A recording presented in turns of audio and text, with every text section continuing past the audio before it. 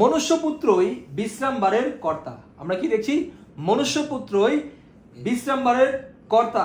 একদিন যিশু একটা শস্য ক্ষেতের মধ্যে দিয়ে যাচ্ছিলেন। সেই দিনটা বিশ্রামবার ছিল।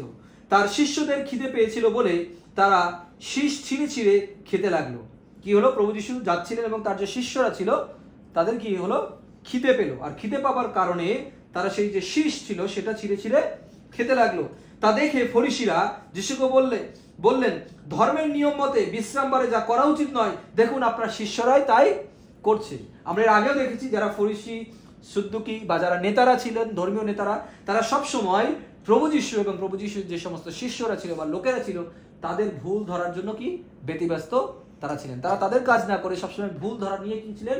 ব্যস্ত ছিলেন। আজকেও অনেক ধরনের নেতারা রয়েছে যারা প্রচার কার্যে তারা নেই, বা প্রভুর জন্য কোনো কাজ করা হচ্ছে সেখানে তারা নেই, কিন্তু যদি কেউ করে তাহলে সেখানে কি ভুল আছে সেটাকে খুঁজে বের করার চেষ্টা করে, তাকে উৎসাহ দেওয়ার চেষ্টা করে না, বা তাকে বোঝানোর চেষ্টা করে না যে তুমি এই জিনিসটা এইভাবে করলে আরেকটু ভালো হতে পারে। কিন্তু না, ওর কি ভুল আছে সেটাকে সে সরাসরি কি করে?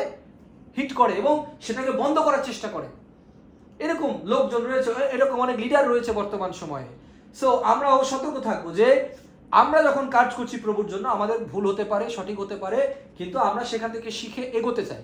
কিন্তু যদি কেউ আমাদের বিপক্ষে ভুল সমালোচনা করে বা আমাদেরকে সবসময় ভুল ধরতে থাকে, তাহলে তাদের সাথে তারা কেন ভুল ধরছে সেটা আমরা বোঝার চেষ্টা করবো, যে সেটা যদি সঠিক থাকে তাহলে আমরা সেই অনুসারে এগোবো।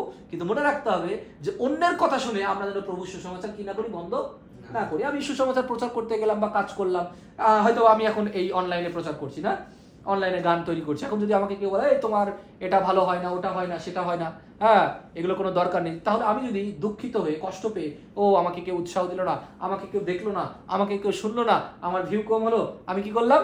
ছেড়ে দিলাম। তাহলে লসটা কার? অবশ্যই আমার লস এবং প্রভুর কাজের লস। প্রভু অন্য কাউকে বাছাই করে নেবেন, প্রভু তার কাজ করে যাবেন, কিন্তু আমার দ্বারা যে কাজ হওয়ার কথা ছিল সেটা আমি আর করলাম না। অন্যের কথার কারণে, অন্যের বাধা দেবার কারণ আমি থেমে গেলাম, তাহলে সেটা আমারই বোকামি হবে। এই ধরনের লোক সেই সময় ছিল। যিশুকেও তারা বিরক্ত করেছে, যিশু শিষ্যদেরকেও বিরক্ত করেছে, আমাদেরকেও বিরক্ত করতে থাকবে। এটা বন্ধ হবে না, হবে? এটা বন্ধ হবে না। তাই আমাদের কাজও কি হবে না? বন্ধ হবে না। আমেন? বন্ধ হবে না।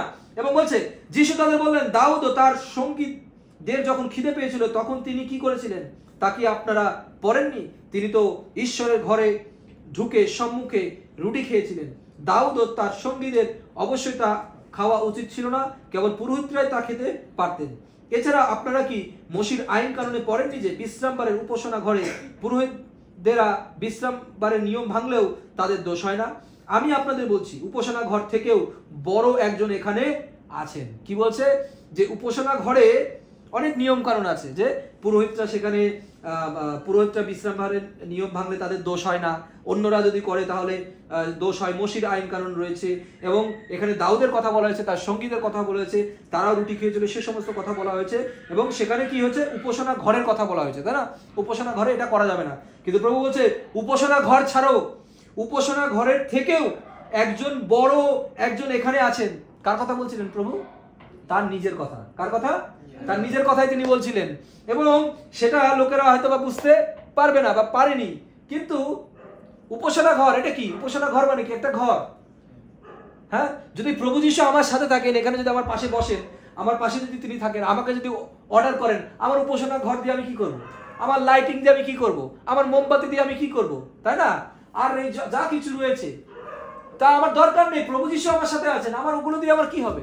ঠিক একইভাবে আমরা নিয়ম কানুনে এত এক্সপার্ট, কিন্তু এদিকে প্রভু যিশু আমাদের সাথে নেই। সব নিয়ম ঠিক আছে কিন্তু প্রভু যিশুই নেই।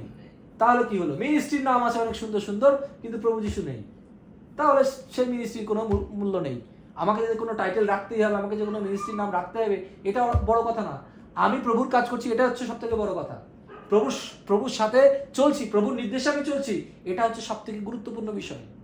যেই হোক না কেন তার জন্য আমরা প্রভুর জন্য করছি কাজ। তাহলে কাকে দরকার? প্রভুকেই দরকার। প্রভু ছাড়া যে কোনো কাজই কি? ভুল কাজ, তারা বাক্যের বিপক্ষে কাজ। সেই কাজ জগতে মূল্য হতে পারে, সেই কাজ জগতে দেখতে অনেক অনেক বেশি মনে হতে পারে, আসলে ফলাফল জিরো। কিন্তু যা কিছু দেখা যায় না, কিন্তু প্রভুকে যে বিশ্বাস করে তার কাজ করছে, লোকদের কাছে একজনের কাছেও পৌঁছিয়ে গেছে, একজনকে পরিবর্তন করেছেন, তার পুরস্কার প্রভু তাকে দেবেন এবং তার রেজাল্ট আছে, তার একটা ফলাফল রয়েছে। বুঝতে পেরেছি? আমি দয়া দেখতে চাই, পশু উৎসর্গ নয়। প্রভু বলছেন দয়া দেখতে চাই।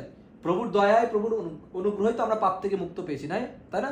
কারণ কোনো পশু উৎসর্গ করে আমাদেরকে কি করা যায় না? মুক্ত করা যায় না।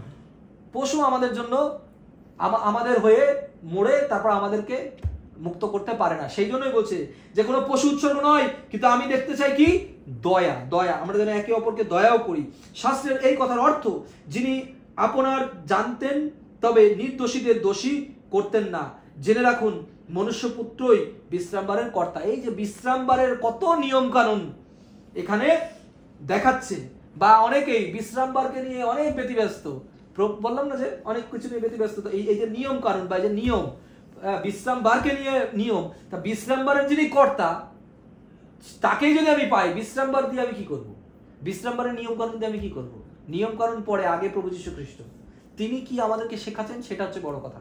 তো অনেকে বিশ্রামবার নিয়ে অনেক মাতামাতি করেন, কিন্তু এখানে বলছে মনুষ্যপুত্রই বিশ্রামবারের কর্তা। তাই সেই কর্তা আমাদের সাথে রয়েছেন, এবং সেই কর্তা থাকলেই আমাদের বিশ্রামবার, আর কর্তা না থাকলে সেই বিশ্রামবারের কোনো মূল্য নেই। সো সেটা আমাদেরকে বুঝতে হবে।